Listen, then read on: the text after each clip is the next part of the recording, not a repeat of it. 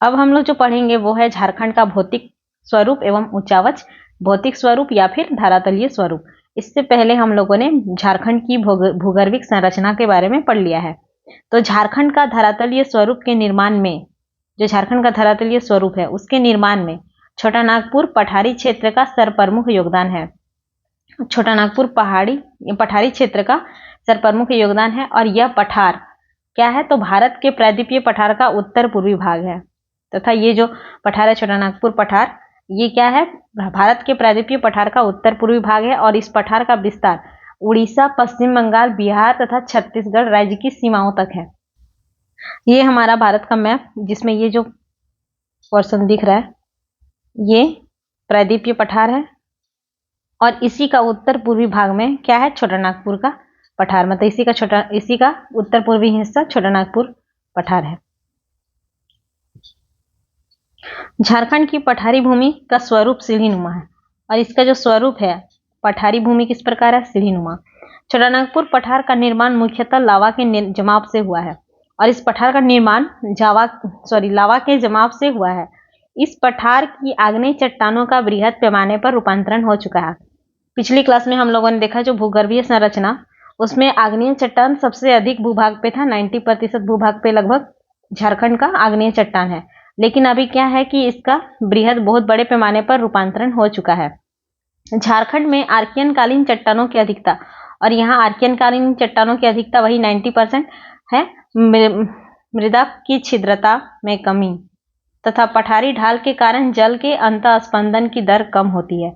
मतलब यहाँ जो चट्टान है वो आर्कियन कालीन चट्टान है जिसमें जीवाश्म नहीं पाया जाता है। और यहाँ पे मिट्टी में जो छिद्रता होती है उसमें भी कमी है।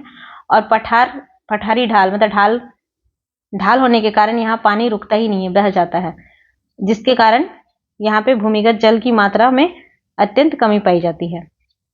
छोटा नागपुर पठार की औसत ऊंचाई 760 मीटर है और इसकी औसत ऊंचाई 760 मीटर है। इसकी सबसे ऊंची चोटी संवेद शिखर या पारसनाथ पहाड़ी है। और संवेद शिखर या पारसनाथ पहाड़ी की ऊंचाई कितनी है, तो 13,565 मीटर, 13,565। और इसे अगर फीट में देखेंगे तो कितना है, 4478 फीट।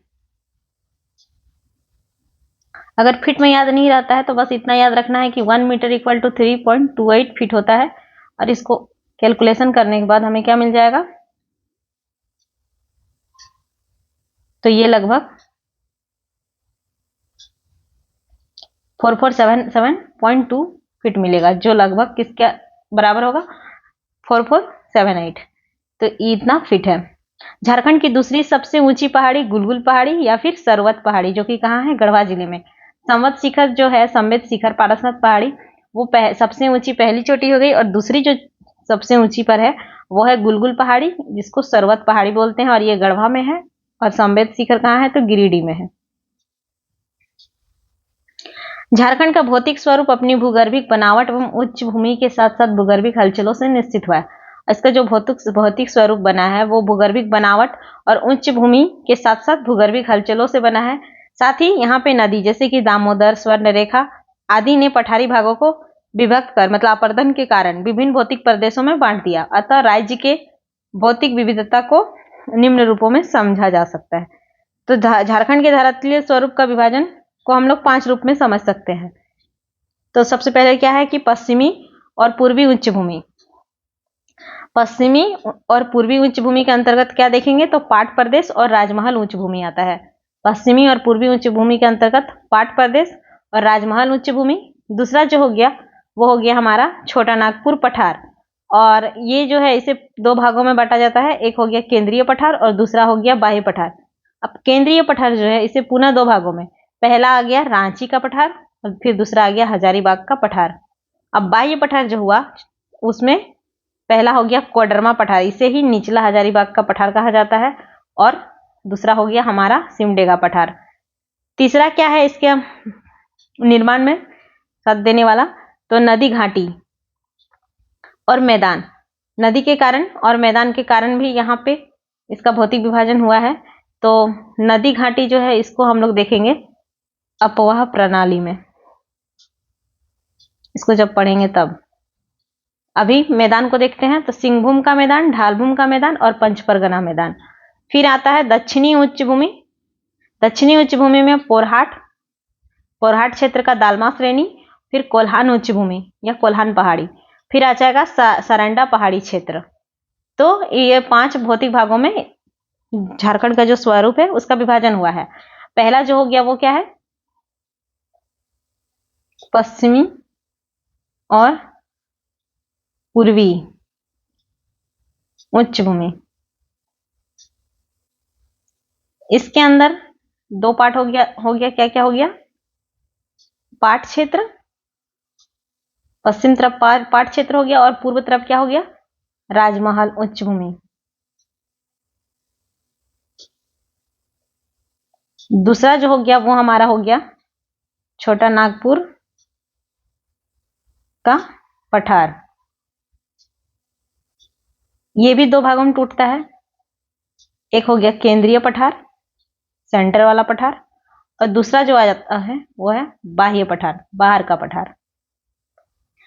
केंद्रीय पठार के अंतर्गत हमें 2 पठार पढ़ने हैं। पहला हो गया रांची पठार, रांची का पठार, और दूसरा हो गया हजारीबाग का पठार। और बाह्य पठार में आ जाएगा हमारा निचला हजारीबाग या फिर कोडरमा पठार, और जो फिर बाह्य में एक ठो आ जाएगा सिमडेगा, सिमडेगा पठार। फिर आता है नदी घाटी का बारी, नदी घाटी और मैदान, घाटियां और मैदान। तो नदी घाटी के बारे में हम लोग पढ़ लेंगे अफवाह प्रणाली में। मैदान में आ जाएगा ढालभूम का मैदान, चाईबासा का मैदान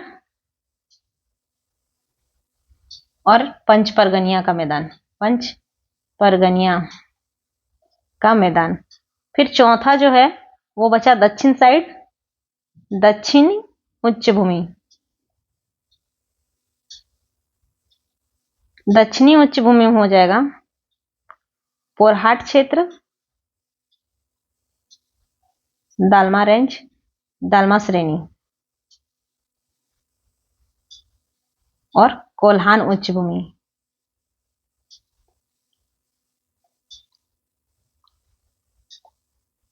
उसके बाद 5वां में आ जाएगा सारंडा पहाड़ी क्षेत्र।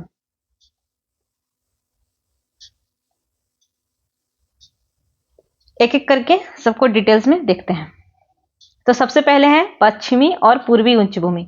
तो पहला है पाट प्रदेश। इस भाग का निर्माण इयोसीन काल में हुआ, और जो पाट प्रदेश का मतलब हिमालय का जब पहला उत्थान हुआ था ओलिगोसीन काल में, पहला उत्थान होता है हिमालय का, और इससे पहले भी इयोसीन काल था। पहला उत्थान जब हिमालय का होता है तो उस समय पाट प्रदेश 1000 फीट लगभग उठ जाता है। यह क्षेत्र लावा उद्गार से बना है, जो बाद में मौसमी प्रभाव से बॉक्साइट और लिग्नाइट में परिवर्तित हो जाता है। और यह क्षेत्र भी किससे बना है, लावा उद्गार से, और बाद में मौसमी प्रभाव के चलते ये बॉक्साइट और लिग्नाइट में परिवर्तन हो जाता है।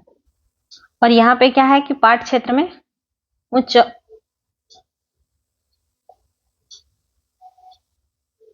गुणवत्ता वाला, यहाँ पे उच्च गुणवत्ता वाला बॉक्साइट यहाँ पाया जाता है। पाट का अर्थ होता है समतल जमीन, पाट का अर्थ होता है समतल भूभाग या जमीन, लेकिन जमीन से थोड़ा ऊपर होगा। पारसनाथ के अतिरिक्त यह झारखंड का सबसे ऊंचा भाग है। पारसनाथ के बाद ये झारखंड का सबसे ऊंचा भाग है, और इसका विस्तार कहां से कहां तक है, तो पलामू, गढ़वा, लोहरदगा तथा उत्तरी गुमला जिलों में यह पाया जाता है। पाट क्षेत्र की आकृति त्रिभुजाकार है तथा इसका जो शीर्ष है त्रिभुजाकार है, और शीर्ष किधर है, तो दक्षिण की ओर है। इसका जो वर्टेक्स है ये दक्षिण की ओर है, और इसका जो बेस है, आधार, ये उत्तर की ओर है। इस क्षेत्र का ऊपरी भाग टाड़ तथा निचला भाग दोन कहलाता है, और इसका जो ऊपरी भाग है क्या कहलाता है, टाड़, और निचला भाग दोन। दोन में क्या होता है, कृषि कार्य किया जाता है, और टाड़ में अन्य कार्य किए जाते हैं। पाट क्षेत्र की समुद्र तल से औसत ऊंचाई 900 मीटर है और लगभग कितना फीट है, तो 3000 फीट है। झारखंड के सबसे ऊंचे पाट, 3 सबसे ऊंचे पाट क्या क्या है, तो नेतरहाट पाट, फिर गणेशपुर पाट, फिर जमीरा पाट। तो सबसे ऊंचा हो गया नेतरहाट पाट, गणेशपुर पाट और जमीरा पाट।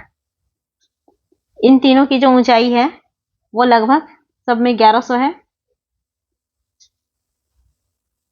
फिर इसमें क्या है, 80 जुड़ जाता है, इसमें 70 जुड़ता है, इसमें 40 जुड़ता है, इसमें फिर 1 जोड़ दीजिए और इसमें 2 जोड़ दीजिए, बस इस तरह करके है। तो नेतरहाट पाट सबसे ऊंचा हो गया, उसके बाद गणेशपुर पाट, फिर जमीरा पाट। इसके अलावा कुछ अन्य पाट है जैसे बगड़ू पाट, मड़वा पाट, खामर पाट, गढ़ पाट, बंगला पाट, मड़वा पाट, रुदनी पाट, धोता पाट, ललमटिया पाट, दुधा पाट, मनहे पाट, मैदान पाट, कचकी पाट, लूचू पाट आदि।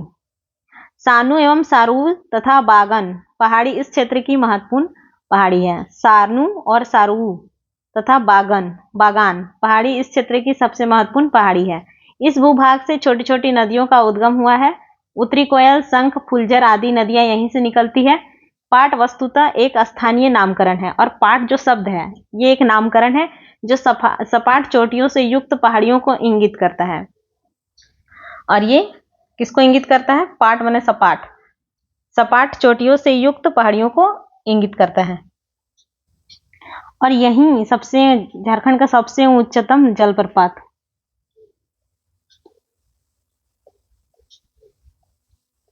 जो कि क्या है, बूढ़ाघाघ 143 मीटर यहीं पे पाया जाता है। तस्तरी नुमा बारवे का मैदान झारखंड पाट क्षेत्र का हिस्सा है और तस्तरी नुमा बारवे का मैदान भी झारखंड पाट क्षेत्र का ही हिस्सा है। अब देखते हैं राजमहल उच्च भूमि। तो राजमहल राजू से हम लोग याद किए थे कि इसका जो निर्माण हुआ था वो जुरेसिक युग में हुआ था, काल में हुआ था। इसका निर्माण जुरेसिक काल में लावा प्रभाव से हुई और इसकी औसत ऊंचाई, जो राजमहल पहाड़ की औसत ऊंचाई कितनी है, तो 150 से 300 मीटर है और फीट में देखें तो 500 से 1000 फीट। औसत ऊंचाई कितनी हो गई, 150 से 300 मीटर है। राजमहल पहाड़ी का विस्तार दुमका, देवघर, गोड्डा, पाकुड़ और साहिबगंज जिले तक है। और राजमहल पहाड़ी का विस्तार कहां से कहां तक है, तो दुमका से लेके साहिबगंज जिले तक है। राजमहल पहाड़ी क्षेत्र का क्षेत्रफल लगभग 2000 वर्ग किलोमीटर है। इस क्षेत्र में नुकीली पहाड़ियों का स्थानीय नाम टोंगरी और गुबंदनुमा पहाड़ी का नाम डोंगरी। जो नुकीली पहाड़ी है इसको बोलते हैं टोंगरी और जो गुबंदनुमा है इसको डोंगरी। तो कोई भी चीज नुकीला होगा तो हम लोग उसको क्या कर देंगे, टोन देंगे, टोंग मतलब तोड़ देंगे, तो टोंगरी हो गया और ये डोंगरी। अब है सेकंड, छोटा नागपुर का पठार। इसमें पहला जो था वो केंद्रीय पठार है। केंद्रीय पठार को पुनः 2 भागों में बांटा जाता है, रांची का पठार और हजारीबाग का पठार। तो रांची का पठार यह झारखंड का सबसे बड़ा पठारी भाग है। जो रांची का पठार है वो झारखंड का सबसे बड़ा पठारी भाग है और रांची पठार की आकृति चौकोर है और इसकी आकृति चौकोर है और इसकी औसत ऊंचाई 600 मीटर है। इस पठारी क्षेत्र में निकलने वाली नदियां पठार के किनारों पर ढाल के कारण जलप्रपात का निर्माण करती है और यहाँ जो नदियां निकलती है और ढाल होने के कारण यहाँ जलप्रपात का निर्माण करती है। इसमें प्रमुख जलप्रपात हुंडरू, दसम, जोन्हा, गौतमधारा है। इस पठारी क्षेत्र का ऊपरी हिस्सा टांड तथा निचला हिस्सा दोन कहलाता है। जिस प्रकार हम लोगों ने देखा राजमहल पहाड़ी क्षेत्र में ऊपरी हिस्सा टांड और निचला हिस्सा दोन कहलाता है। सॉरी, राजमहल में नहीं देखे हम लोग, देखे किसमें, पाट क्षेत्र में। तो टांड जो हो गया इसमें बाकी कार्य किया जाता है जबकि दोन में कृषि कार्य किया जाता है। हजारीबाग का पठार देखते हैं। इसका विस्तार रांची पठार के समांतर हजारीबाग जिले में था। रांची पठार के समांतर ही इसका विस्तार हुआ था। भूतकाल में यह रांची पठार के साथ जुड़ा था। पहले ये रांची पठार के साथ ही जुड़ा हुआ था, लेकिन दामोदर नदी के कटाव के कारण दामोदर नदी बीच से पार हो गई, जिसके कारण ये रांची से अलग हो गया। इस पठार की समुद्र तल से ऊंचाई लगभग कितनी है, तो 600 मीटर है। यह इस क्षेत्र में गिरिडीह के पठार पर और इस क्षेत्र में ही गिरिडीह के पठार पर बराकर नदी की घाटी के निकट पारसनाथ की पहाड़ी स्थित है। और इसी क्षेत्र में गिरिडीह पठार पर बराकर नदी की घाटी के निकट पारसनाथ की पहाड़ी स्थित है, जिसकी ऊंचाई 1365 मीटर है। और जो पारसनाथ पहाड़ी है वो अत्यंत कठोर पायरोक्सी ग्रेनाइट से निर्मित है। तो देखते हैं यहाँ पे, ये हमारा पाट क्षेत्र हो गया और ये रांची का पठार हो गया और ये जो है हजारीबाग का पठार हो गया। देखिए, रांची का पठार और ये हजारीबाग का पठार, जो कि पहले भूतकाल में एक ही था, लेकिन बीच से ये जो है ये दामोदर नदी बेसिन है और ये जब दामोदर नदी यहां से पार हुआ तो ये दो भागों में बट गया। बाह्य या निम्न छोटानागपुर का पठार। बाह्य या निम्न छोटानागपुर का पठार में क्या आता है? कोडरमा पठार, फिर सिमडेगा पठार। कोडरमा पठार को ही निचला हजारीबाग का पठार कहते हैं। बाह्य इसलिए क्योंकि ये बाहर साइड में है। यह पाट प्रदेश तथा रांची हजारीबाग पठार को तीन ओर पाट प्रदेश रांची हजारीबाग पठार को तीन ओर से घेरे हुए हैं। छोटानागपुर के बाहरी हिस्से में अवस्थित होने के कारण, और छोटानागपुर के ये बाहरी हिस्से में अवस्थित है जिसके कारण इसे बाह्य पठार भी कहा जाता है। और इसकी ऊंचाई समुद्र तल से लगभग 450 मीटर है और ये झारखंड में सबसे कम ऊंचाई वाला पठारी क्षेत्र है। जो है कोडरमा पठार, ये झारखंड का सबसे कम ऊंचाई वाला पठार है। और ये जो हमें दिख रहा है, ये यहां से लेके यहां तक, ये क्या है? तो निचला हजारीबाग का पठार बोलिए चाहे कोडरमा का पठार बोलिए, बाह्य पठार के अंतर्गत आता है क्योंकि ये बाहर साइड में है। फिर देखते हैं शिमला पठार। यह दक्षिण पश्चिम भाग में स्थित अत्यंत ही दुर्गम क्षेत्र है। और ये किधर है? तो हम लोग देख सकते हैं ये दक्षिण पश्चिम भाग में स्थित है और अत्यंत ही दुर्गम, मतलब यहाँ पहुंचना बहुत ही कठिन है। इसके उप विभाग में संघ बेसिन, दक्षिण कोयल बेसिन, धारवाड़ प्रदेश और पंच परगना मैदान शामिल है। और इसके उप भाग में संघ बेसिन आ जाता है, दक्षिण कोयल बेसिन आता है, धारवाड़ प्रदेश और पंच परगना मैदान है। इसे भी देख सकते हैं, ये भी बाहर साइड में है। अब है नदी घाटियां और मैदान। तो इसमें चाईबासा का मैदानी क्षेत्र, यह असमान नदी घाटियों एवं मैदानी क्षेत्रों से मिलकर निर्मित है। यह पठारी क्षेत्र समुद्र तल से लगभग कितना मीटर ऊंचा है? तो 150 मीटर ऊंचा है। चाईबासा का मैदान उत्तर में दालमा श्रेणी, दक्षिण में कोल्हान पहाड़ी, पूर्व में ढालभूम श्रेणी और पश्चिम में सारंडा वन तथा उत्तर पश्चिम में पोरहाट की पहाड़ी से घिरा हुआ है। तो जो चाईबासा का मैदान है वो उत्तर में दालमा से, दक्षिण में कोल्हान पहाड़ी से और पूर्व में ढालभूम श्रेणी, पश्चिम में सारंडा वन और उत्तर पश्चिम में पोरहाट की पहाड़ी से घिरा हुआ है। फिर हम लोग देखते हैं ढालभूम मैदान। तो दक्षिण पूर्वी हिस्से या पूर्वी सिंहभूम में ये स्थित है। ये दक्षिण पूर्वी हिस्सा बोलिए या फिर पूर्वी सिंहभूम में ये स्थित है। स्वर्ण रेखा और उसके सहायक नदियों द्वारा ये निर्मित है। और जो ढालभूम का मैदान बना है स्वर्ण रेखा नदी और उसके सहायक नदियों के द्वारा बना है। और यह जो क्षेत्र है ये कृषि के लिए काफी उपयुक्त है और यहाँ पे तांबा अयस्क प्रचुर मात्रा में पाई जाती है। फिर है दक्षिणी उच्च भूमि। दक्षिणी उच्च भूमि में आ जाता है पोरहाट का क्षेत्र जो कि दालमा श्रेणी है। यहाँ ये यहाँ पे पहाड़ी घाटी और छोटे छोटे पठार मिलते हैं और इनका जो निर्माण हुआ है ग्रेनाइट और नीस से बने हुए हैं। गुबंद के आकार की पहाड़ियों को क्या कहते हैं? अभी देखे थे गुबंद आकार, डोंगरी और नुकीली।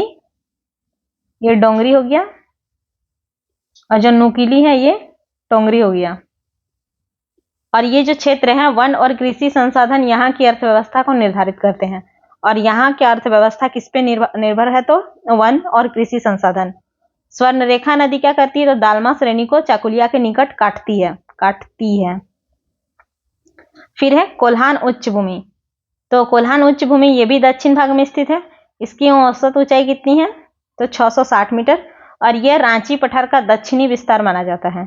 जो कोल्हान उच्च भूमि है ये रांची पठार है और इधर कोल्हान उच्च भूमि है। तो ये दक्षिण साइड हो गया, तो दक्षिणी विस्तार माना जाता है। पहाड़ियों पर घने जंगल के कारण बस्तियों का अभाव मिलता है और ये पहाड़ी पर घने जंगल होने के कारण यहाँ जो बस्ती है उसका अभाव मिलता है। सारंडा पहाड़ी क्षेत्र। सारंडा पहाड़ी क्षेत्र को 700 पहाड़ियों से यहाँ पे 700 पहाड़ी पाया जाता है और ये जो क्षेत्र है 700 पहाड़ियों से घिरा हुआ है और कितना वर्ग किलोमीटर तक फैला है, तो लगभग 820 वर्ग किलोमीटर तक फैला है। और ये पश्चिमी सिंहभूम में स्थित है। और यहाँ जो कोल्हान प्रमंडल में सबसे अधिक हो जनजाति का संकेंद्रण है और यहाँ लो अयस्क की खानें पाई जाती है। तब देखते हैं एक बार मैप में। तो सबसे पहले देखते हैं पाट क्षेत्र। पाट क्षेत्र कहां से कहां तक फैला है, तो ये लातेहार, गुमला और लोहारदगा तक विस्तार है। और ये जो राजमहल पहाड़ी क्षेत्र है और पाट क्षेत्र, ये क्या हो गया, पश्चिमी तथा पूर्वी उच्च भूमि के अंतर्गत आ रहा है। तो ये जो है राजमहल उच्च भूमि, ये देवघर, दुमका और पाकुड़ तक फैला हुआ है। उसके बाद रांची का पठार, इसकी आकृति दिख रहा है, ये चौकोर है। और ये भी कहाँ, गुमला, रांची और खूंटी तक फैला हुआ है। फिर देखते हैं हम लोग, ये जो है निचला हजारीबाग का पठार, ये पलामू, फिर हजारीबाग, कोडरमा, गिरिडीह तक है। और जो ऊपरी हजारीबाग या फिर हजारीबाग का पठार, ये तो हजारीबाग में है। और इसी का दक्षिण में गिरिडीह पठार पे क्या है, तो हमारा पारसनाथ पहाड़ी है। और फिर ये जो क्षेत्र हो गया, ये कोल्हान पहाड़ी का क्षेत्र हो गया। ये चाईबासा का मैदानी भाग हो गया। ये जो क्षेत्र है ये ढालबुम क्षेत्र हो गया। और ये जो क्षेत्र है ये पोरहाट क्षेत्र हो गया, मतलब यहाँ दालमा रेंज है। और ये सिमडेगा का पठार हो गया।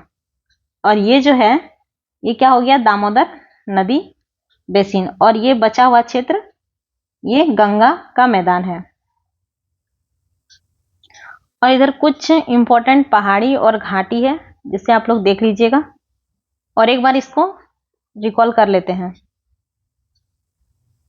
तो झारखंड का जो धरातलीय स्वरूप है, इसका निर्माण में छोटा नागपुर पठारी क्षेत्र का प्रमुख योगदान है। और ये प्रायद्वीपीय पठार का ही उत्तर पूर्वी भाग है। और यहाँ जो झारखंड की भूमि है, पठारी भूमि का स्वरूप सीढ़ीनुमा है। और इसका निर्माण, पठारी भूमि का छोटा नागपुर पठार का निर्माण लावा के जमाव से हुआ है। और ये झारखंड में यहाँ पे क्या है कि यहाँ पे अंतः स्पंदन की दर, जल का जो अंतः स्पंदन की दर है बहुत कम है, जिसके कारण यहाँ भूमिगत जल की मात्रा कम पाई जाती है। और इसका सबसे ऊंची चोटी सम्मेद शिखर है और दूसरा ऊंची चोटी सर्वत पहाड़ी है। और इसे 5 भागों में बांट के हम लोग पढ़ सकते हैं। पश्चिमी पूर्वी उच्च भूमि हो गया, फिर छोटा नागपुर पठार हो गया, फिर नदी घाटी और मैदान, फिर दक्षिणी उच्च भूमि, फिर सारंडा पहाड़ी क्षेत्र। तो इसके अंदर आ गया पाट क्षेत्र। पाट क्षेत्र, इस भाग का निर्माण इयोसीन काल में हुआ है और ये क्षेत्र लावा उद्गार से बना था। लेकिन अभी यहाँ पे बॉक्साइट और लिग्नाइट में ये यहाँ के चट्टान परिवर्तित हो गए और यहाँ उच्च गुणवत्ता वाला बॉक्साइट पाया जाता है। पाट का अर्थ हो गया समतल जमीन और इसका विस्तार पलामू, गढ़वा, लोहारदगा, उत्तरी गुमला जिले तक पाया जाता है। और पाट क्षेत्र की आकृति क्या है, तो त्रिभुजाकार है और इसका शीर्ष दक्षिण में है और आधार उत्तर में है। और निचली जो ऊपरी भाग है इसे टाण कहा जाता है और निचली भाग को दोन कहा जाता है। पाट क्षेत्र का जो औसतन ऊंचाई है वो 900 मीटर है। और 3 सबसे ऊंचे पाट है, नेतरहाट पाट, गणेशपुर पाट और जमीरा पाट। और यहाँ का जो सबसे महत्वपूर्ण पहाड़ी क्या हो गया, सानू एवं सारू तथा बागान की पहाड़ी यहाँ की महत्वपूर्ण पहाड़ियां हो गई। और इसी क्षेत्र में झारखंड का सबसे उच्चतम जलप्रपात बुढ़ाघाट पाया जाता है। और यहाँ तस्त्रीनुमा वारवे का मैदान भी पाया जाता है। फिर आता है राजमहल उच्च भूमि, जिसका निर्माण जुरेसिक काल में हुआ और इसकी औसत ऊंचाई लगभग 150 से 300 मीटर है। और इसका विस्तार दुमका से लेकर साहिबगंज जिले तक है। और इसका जो क्षेत्रफल है ये लगभग 2000 वर्ग किलोमीटर है। और यहाँ पे जो नुकीली पहाड़ी है उसका स्थानीय नाम टोंगरी है। नुकीला टोंगरी हो गया और गुबंदनुमा डोंगरी हो गया। फिर छोटा नागपुर पठार आता है। छोटा नागपुर पठार को दो हिस्सा में बांटते हैं, केंद्रीय पठार और बाह्य पठार। केंद्रीय पठार में रांची पठार और हजारीबाग पठार शामिल है। रांची पठार का जो रांची पठार है वो झारखंड का सबसे बड़ा पठारी भूभाग है और इसकी आकृति क्या है, चौकोर है, चौखुट है और औसत ऊंचाई लगभग 600 मीटर है। और यहाँ पे भी जो ऊपरी हिस्सा है उसको टाड़ बोलते हैं और निचली हिस्सा को दोन। फिर हजारीबाग पठार है और ये हजारीबाग पठार रांची पठार से ही जुड़ा था, लेकिन दामोदर नदी के बहाव के कारण, कटाव के कारण ये रांची पठार से अलग हो जाता है। इसकी औसतन ऊंचाई भी रांची पठार के लगभग ही है, मतलब 600 मीटर। और इसके जो दक्षिण साइड में क्या है, पारसनाथ पहाड़ी स्थित है जिसकी ऊंचाई 1365 मीटर है। और ये जो पारसनाथ पहाड़ी है उसका निर्माण पायरोक्सी ग्रेनाइट से हुआ है जो कि बहुत कठोर है। और बाह्य पठार या फिर निम्न छोटा नागपुर का पठार कह ले तो ये इसे भी दो भागों में बांटा गया, कोडरमा का पठार और सिमडेगा का पठार। कोडरमा का पठार निचला हजारीबाग का पठार है और ये बाह्य हिस्से में अवस्थित होने के कारण इसे बाह्य पठार कहा जाता है और इसकी जो ऊंचाई है समुद्र तल से लगभग 450 मीटर है। सिमडेगा का पठार जो है ये बहुत ही दुर्गम क्षेत्र है। फिर आता है नदी घाटी मैदान, तो उसमें चाईबासा का मैदान, ढालभूम का मैदान है। चाईबासा का मैदान लगभग 150 मीटर ऊंचा है और जो ढालभूम का मैदान है यहाँ पे ये स्वर्ण रेखा और उसकी सहायक नदियों के द्वारा निर्मित हुआ है और ये कृषि कार्य हेतु बहुत ज्यादा उपयुक्त है तथा यहाँ पे तांबा अयस्क की प्रचुरता है, मतलब अधिक मात्रा में पाई जाती है। फिर दक्षिणी उच्च भूमि में पोरहाट दालमा श्रेणी आता है जो कि पहाड़ी, घाटी और छोटे छोटे पठार से मिलकर बना है और साथ ही यहाँ ये इसके जो चट्टान है ग्रेनाइट और नीस से मिलकर बने हैं। और यहाँ पे भी गुंबद आकार की पहाड़ियों को डोंगरी और नूकली आकार की पहाड़ को टोंगरी कहा जाता है। फिर कोल्हान उच्च भूमि आता है जो कि इसका लगभग औसत ऊंचाई 650 मीटर है और यहाँ पे बहुत ज्यादा घना जंगल है जिसके कारण वस्तुओं का अभाव दिखता है। फिर आता है सारंडा पहाड़ी क्षेत्र में लगभग 700 पहाड़ी है और ये कितना वर्ग तक फैला है तो 820 वर्ग किलोमीटर। और राजमहल का जो पहाड़ी क्षेत्र इलाका है वो 2000 वर्ग किलोमीटर स्क्वायर। ये पश्चिमी सिंहभूम में स्थित है तथा यहाँ पे हो जनजाति का सर्वाधिक शाक केंद्रण है और लोह अयस्क की खानें भी सबसे ज्यादा पाई जाती है। पीडीएफ आप लोगों को मिल जाएगा। मिलते हैं अगले क्लास।